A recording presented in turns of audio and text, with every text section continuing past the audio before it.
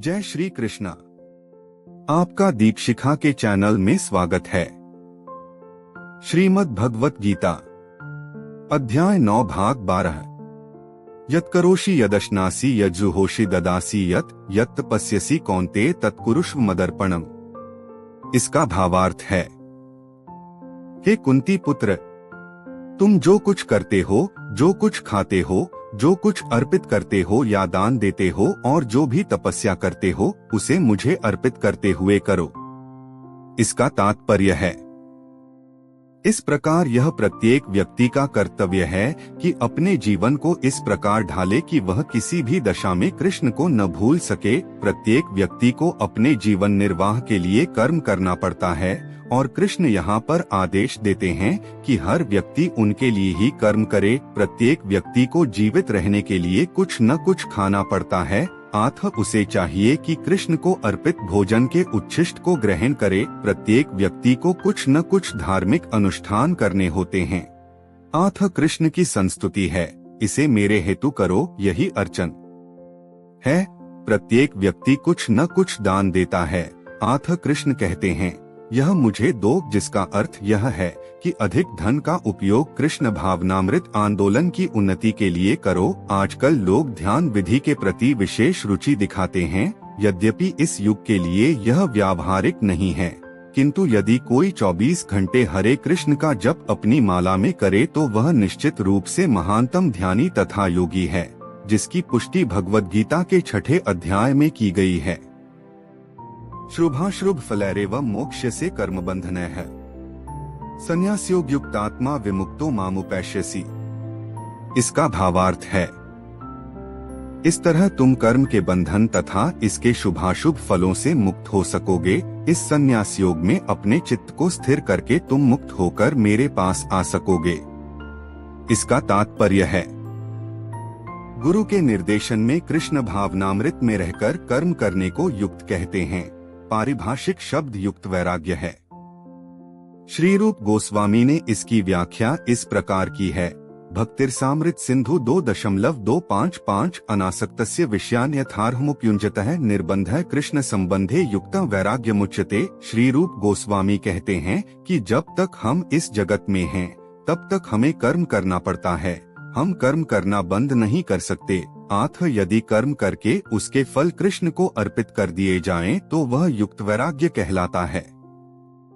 वस्तुतः संन्यास में स्थित होने पर ऐसे कर्मों से चित्त रूपी दर्पण स्वच्छ हो जाता है और कर्ता ज्यों-ज्यों क्रमशः आत्म साक्षात्कार की ओर प्रगति करता रहता जाता है, त्यों-त्यों परमेश्वर के प्रति पूर्णतया समर्पित होता रहता है। अतएव अंत में वह मुक्त हो जाता है और यह मुक्ति भी विशिष्ट होती है। इस मुक्ति से वह ब्रह्म ज्योति में तदाकार नहीं होता, अपितु भगवत धाम में प्रवेश करता है। यहाँ स्पष्ट उल्लेख है, माम उपैष्यसि, वह मेरे पास आता है, अर्थात मेरे धाम वापस आता है। मुक्ति की 5 विभिन्न अवस्थाएं हैं और यहाँ स्पष्ट किया गया है कि जो भक्त जीवन भर परमेश्वर के निर्देशन में रहता है, वह ऐसी अवस्था को प्राप्त हुआ रहता है जहाँ से वह शरीर त्यागने के बाद भगवत धाम जा सकता है और भगवान की प्रत्यक्ष संगति में रह सकता है। जिस व्यक्ति में अपने जीवन को भगवत सेवा में रत रखने के अतिरिक्त अन्य कोई रुचि नहीं होती, वही वास्तविक सन्यासी है। ऐसा व्यक्ति भगवान की परम इच्छा पर आश्रित रहते हुए अपने को उनका नित्य दास मानता है, अतः वह जो कुछ करता है भगवान के लाभ के लिए करता है। वह जो कुछ करता है भगवान की सेवा करने के लिए करता है। वह सकाम कर्मों या वेद वर्णित कर्तव्यों पर ध्यान नहीं देता। सामान्य मनुष्यों के लिए वेद वर्णित कर्तव्यों को संपन्न करना अनिवार्य होता है, किंतु शुद्ध भक्त भगवान की सेवा में पूर्णतया रत होकर भी कभी कभी वेदों द्वारा अनुमोदित कर्तव्यों का विरोध करता प्रतीत होता है, जो वस्तुतः विरोध नहीं है। अतः वैष्णव आचार्यों का कथन है कि बुद्धिमान से बुद्धिमान व्यक्ति भी शुद्ध भक्त की योजनाओं तथा कार्यों को नहीं समझ सकता। ठीक शब्द है, तार वाक्य क्रिया मुद्रा विज्ञेह न बुझे, चैतन्य चरितामृत मध्य 23.39। इस प्रकार जो व्यक्ति भगवान की सेवा में रत है या जो निरंतर योजना बनाता रहता है कि किस तरह भगवान की सेवा की जाए, उसे ही वर्तमान में पूर्णतया मुक्त मानना चाहिए और भविष्य में उसका भगवत धाम जाना ध्रुव है। जिस प्रकार कृष्ण आलोचना से परे हैं, उसी प्रकार वह भक्त भी सारी भौतिक आलोचना से परे हो जाता है। समोह सर्वभूतेषु न मे द्वेष्योस्ति न प्रियः, ये भजन्ति तुमा भक्त्या मयि ते तेषु चाप्यहम्। इसका भावार्थ है, मैं न तो किसी से द्वेष करता हूँ, न ही किसी के साथ पक्षपात करता हूँ। मैं सबों के लिए संभाव हूँ, किंतु जो भी भक्तिपूर्वक मेरी सेवा करता है वह मेरा मित्र है, मुझ में स्थित रहता है और मैं भी उसका मित्र हूँ।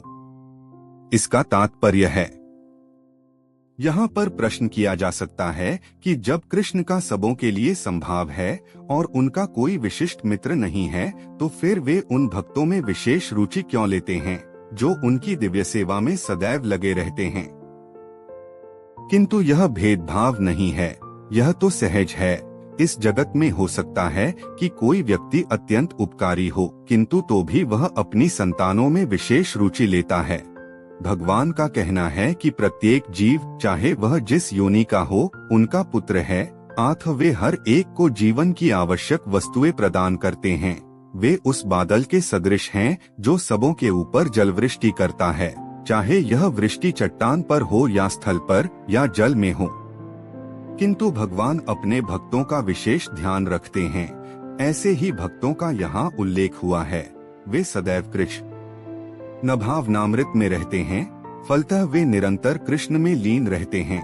कृष्ण भावनामृत शब्द ही बताता है कि जो लोग ऐसे भावनामृत में रहते हैं वे सजीव अध्यात्मवादी हैं और उन्हीं में स्थित हैं। भगवान यहाँ स्पष्ट रूप से कहते हैं, मयि ते, अर्थात वे मुझ में हैं, फलतः भगवान भी उनमें हैं। इससे ये थामा प्रपद्यन्ते तांस्तथैव भजाम्यहम् की भी व्याख्या हो जाती है। जो भी मेरी शरण में आ जाता है उसकी मैं उसी रूप में रखवाली करता हूँ।